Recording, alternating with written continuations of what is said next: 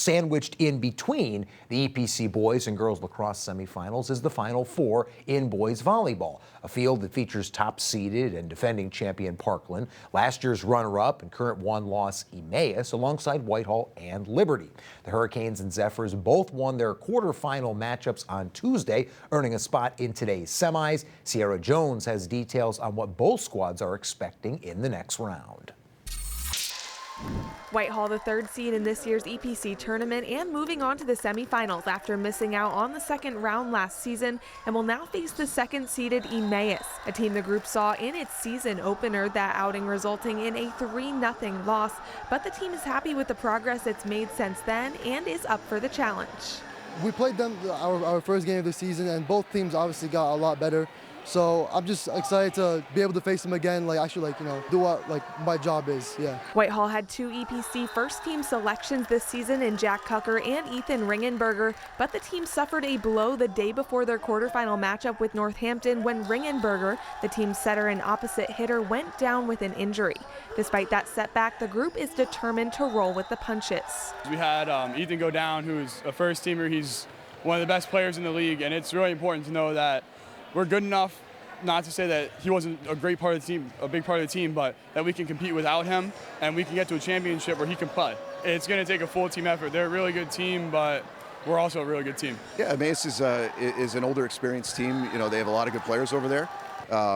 We have that here as well, and we got to find a way to be big, in that front row. And we might have to make some changes. We'll see what we do in the next day. We only got a day, to figure that out, but we're going to see where we can go from here. And in the other semifinal matchup, for the second straight year, the Liberty Hurricanes have advanced to the second round to face the top-seeded Parkland Trojans. The outcome of that matchup last season was a 3-1 win for the eventual league champs, but the Hurricanes are drawing from that playoff experience as they prepare to face Parkland once again. It's similar where we played Parkland in the semifinals at Allen, so it does help us because we have guys that could pull upon that experience, knowing that the setting of playing at Allen and that environment. So I think that does help. I think both of us are kind of hitting each other in this competition, at a point where I think we're both kind of getting to our peak.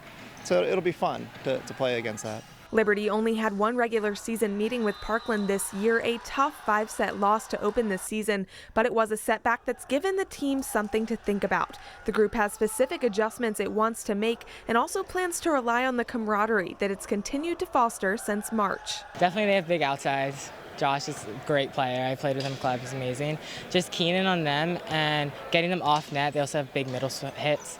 So biggest thing is serve hard, get them off net, and if we can anchor down our serve receive, then we can get kills too. Last year we had very inconsistent energy.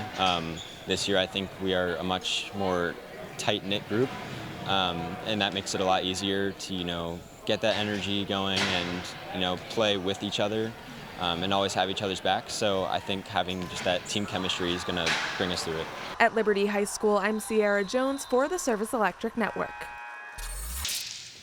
Thanks so much, Sierra. We'll have a full recap of the East Penn Conference boys volleyball semifinals coming up on tomorrow's show. The twin bill over at William Allen currently underway with Emmaus battling Whitehall. Shortly after the conclusion of that match, Parkland will take on Liberty. Like the Zephyrs, the Hurricanes also with a pair of EPC first-team all-star selections this spring, including the league's most valuable player in Adam Middle. You're looking at the EPC boys volleyball first-team all-stars on your screen right now. Congratulations to all 7 of these selected student athletes.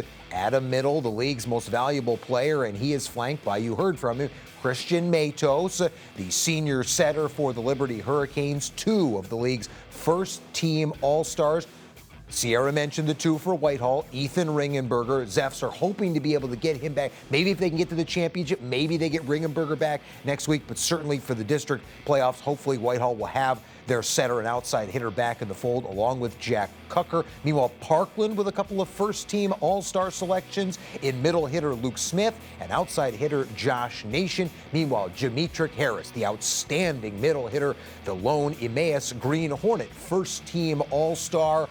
As you see on your screen, all 7 first-team all-star selections represented in today's EPC boys volleyball semifinals. 4 outside hitters, a couple of middle hitters, and the lone setter you heard from him, Christian Matos. 6 seniors among the All-Stars. The lone junior is Parkland's Josh Nation. The Trojans had 4 All-Stars in total. Will Stiles was a second-team selection, while Kumail Sunastra was a third-teamer. Emmaus, Whitehall, Liberty, all with 2 All-Stars apiece. The Zephyrs and Hurricanes each with a pair of first-teamers, while Cooper Hensler, who was the most valuable player in the East Penn Conference a season ago, he's a second-team All-Star this year. Of course, the man in charge was setting up first-team middle hitter Jametric Harris more often than not. Again, we'll have a full recap of the EPC Boys Volleyball Semifinals coming up on tomorrow's program. The East Penn Conference Boys Volleyball Championship is scheduled back at William Allen next Wednesday. We are slated to have it for you live right here